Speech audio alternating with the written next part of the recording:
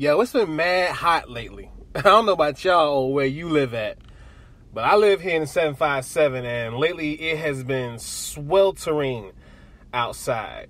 But I try to stay cool, stay hydrated by staying indoors. I don't do the beach like that so much. But I do know where I will be this coming up weekend.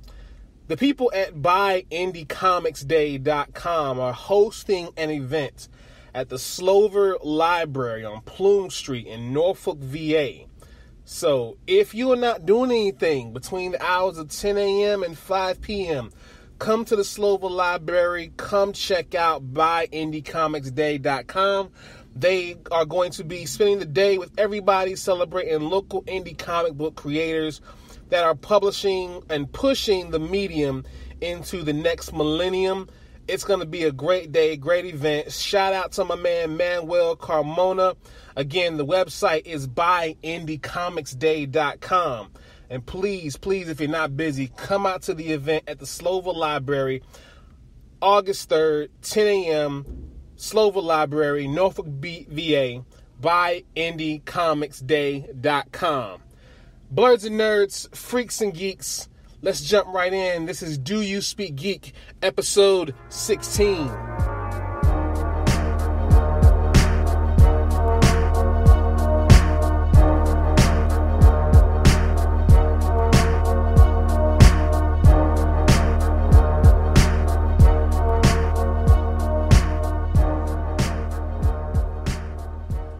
Welcome everyone. Like I said, my name is Nix. Welcome to DYSG episode 16. If you're joining us for the first time, welcome. We appreciate you listening. If you're returning, welcome back. Again, this is Do You Speak Geek. I am Nix, the host site for Do You Speak Geek, Spreaker.com. Shout out to Spreaker. You can also listen at Apple Podcasts, Google Podcasts, Spotify, Castbox, and iHeartRadio. If you are following us on social media, you already know what to do. But if you're a first time, Facebook at DYSG Media, Twitter at _ Do You Speak Geek, and Instagram at Do You Speak Geek. YouTube is where you can find Do You Speak Geek and also the Daddy and Donald Show. Be sure to go to the page, subscribe, like the videos. Hulk, smash that bell for all notifications and leave comments. We want to know what you guys think. Patreon page is still live, $1 a month, exclusive content coming soon. Well, like I said, with all that done and said, bills paid, let's speak geek. Now, this week, the news has been pretty slow, with the exception of the San Diego Comic-Con Fallout. Let's talk about some things that are just residual news that have come out of San Diego Comic-Con. Tessa Thompson, the star of Thor Ragnarok, who played Valkyrie, was also featured in Endgame. She will be the MCU's first hero of the LGBTQ community. Pretty big there. I hope you all out there who are part of that community will continue to support her and her endeavors in the MCU. Also, The Flash's Hartley Sawyer teases a journey towards Sue Dibney. Now, as you all know, Hartley plays the character Elongated Man, and Sue Dibney is his main squeeze, his wife. If you all also read comics, she is also the wife who was murdered during the mysterious story arc of Identity Crisis. Great book. Now, they dropped that spoiler kind of at SD Comic-Con this past week. They will be investigating a case that will eventually tie into the comics.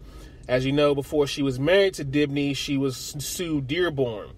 With no indication of when Sue will debut on the show, it sounds like Season 6 will take its time to let that story develop.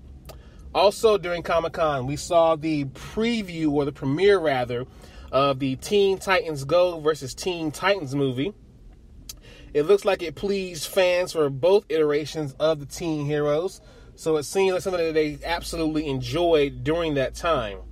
Young Justice was also reviewed, and it looks like they're going to be renewed for a 4th season. I hope that's going to be great. Greg Wiseman, one of the producers of the show, said that more is coming from Apocalypse, and we got a real slow burn on Apocalypse, and it builds with every episode.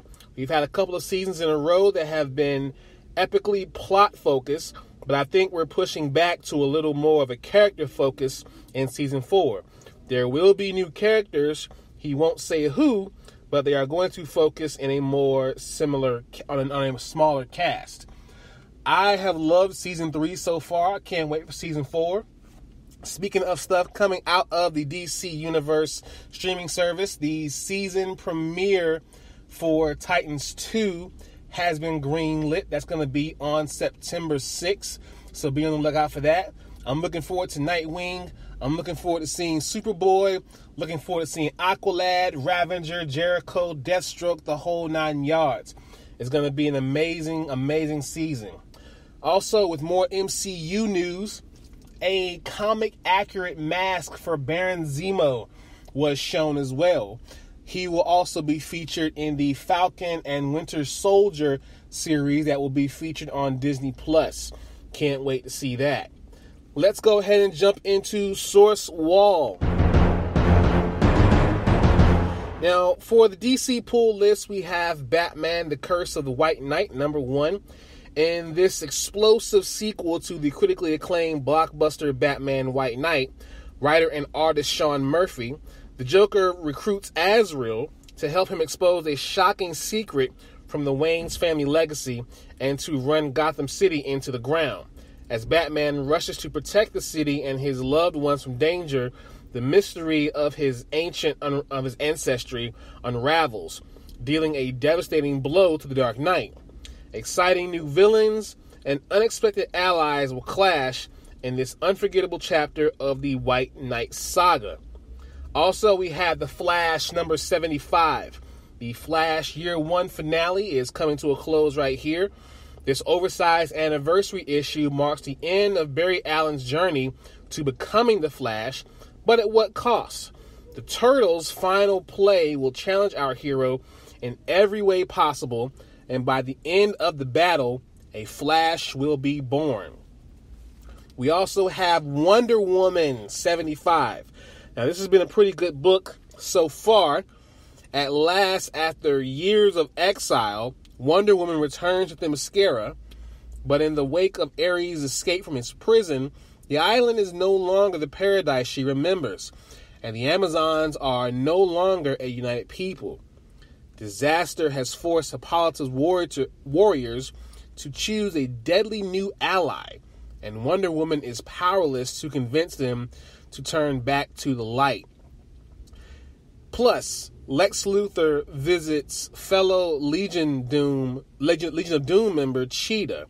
He comes bearing gifts, a mythical weapon, one rumored to be able to kill anything, even a god. That sounds familiar. So let's see what happens there. Also, Justice League Dark number 13.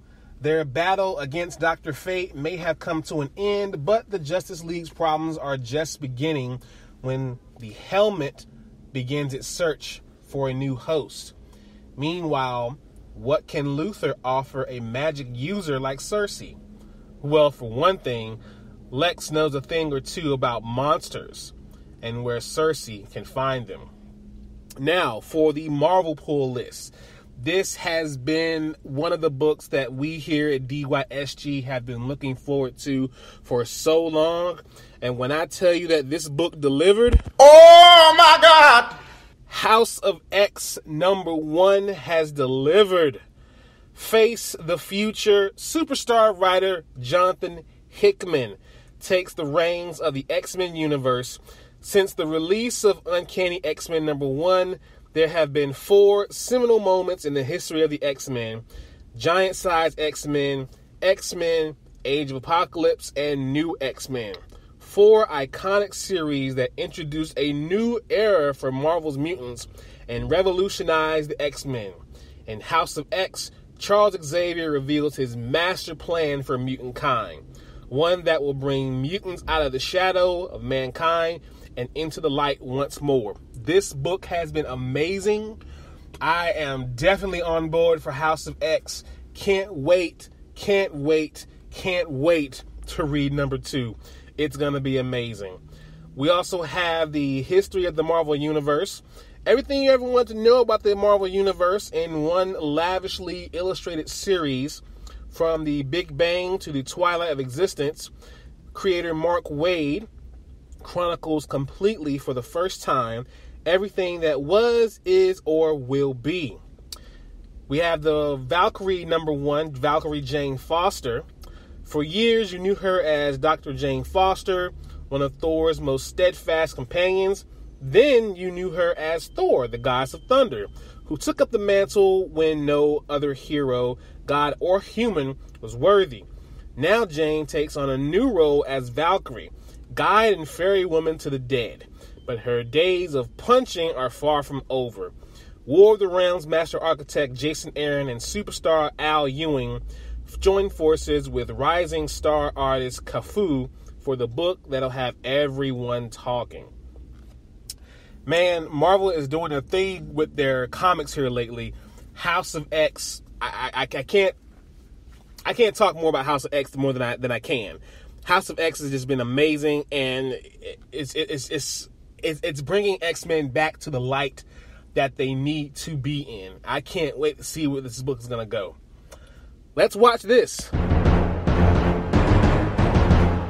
Now, not much by way of watch this. We have The Boys. Now, The Boys on Amazon Prime.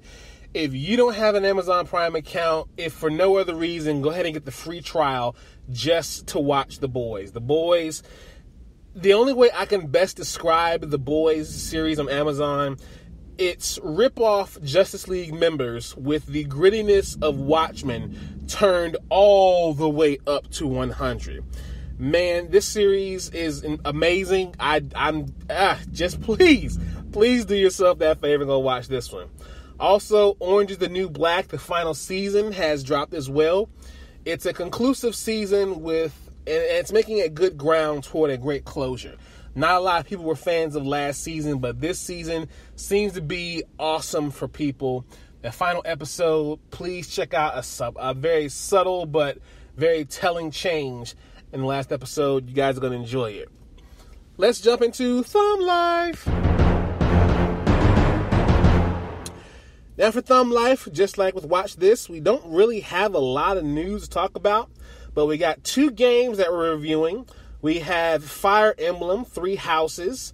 Now if you guys have a DS, of course you probably have already went out and copped this game here.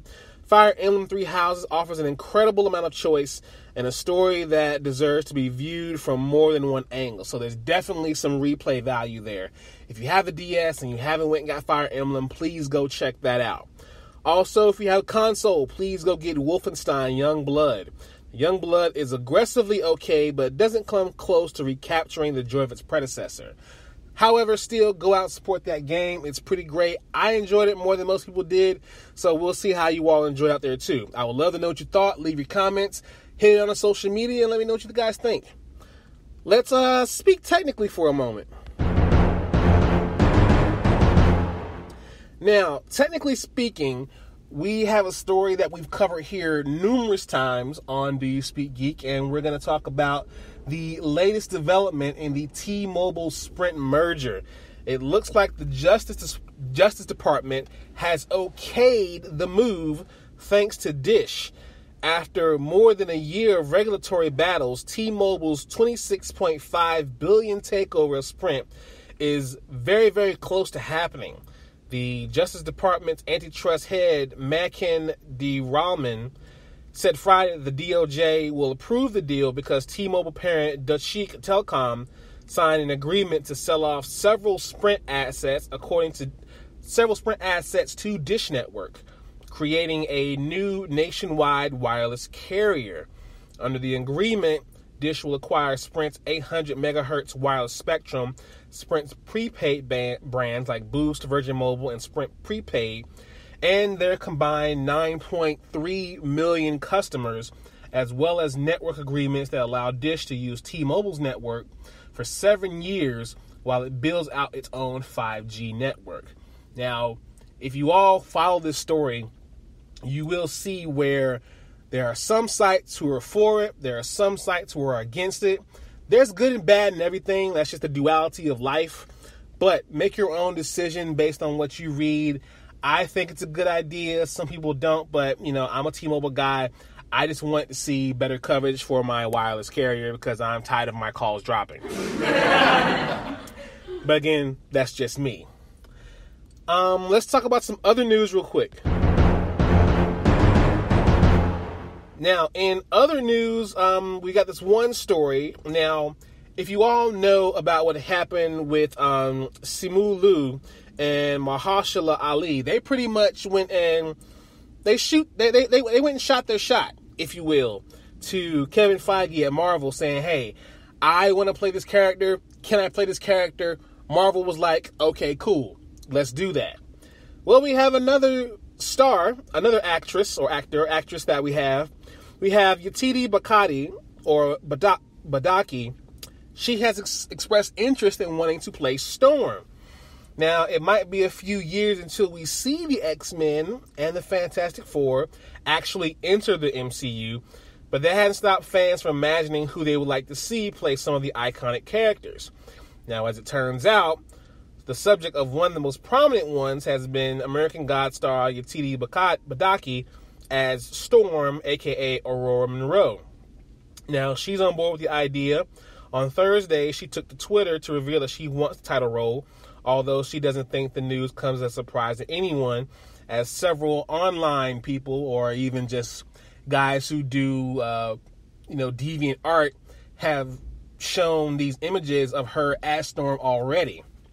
So I think it's going to be dope. Shoot your shot, Yetide. Worst thing they can have, they can say no. Best things they can say yes, and we'll have an awesome cast already as Storm. That about wraps things up, guys. Short episode today. Like I said, Comic-Con pretty much drained everything this week, so there's not really a lot to talk about. But hopefully next week we'll be back with more content and more news. As I said in the beginning of the episode, go check out buyindiecomicsday.com.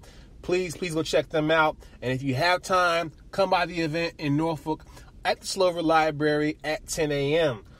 Thanks for listening, guys. I appreciate you sticking along here. Don't forget to go to Spreaker.com, Apple Podcasts, Google Podcasts, Spotify, CastBox, iHeartRadio. Subscribe to the podcast. Also, follow the social medias. Facebook at DYSG Media. Twitter at _DoYouSpeakGeek. Instagram at DoYouSpeakGeek. Go to the YouTube channel. Subscribe. Like the videos. Flick the bell for notifications and leave the comments. As always, people, live to play to win, win to live. I speak geek. Do you speak geek?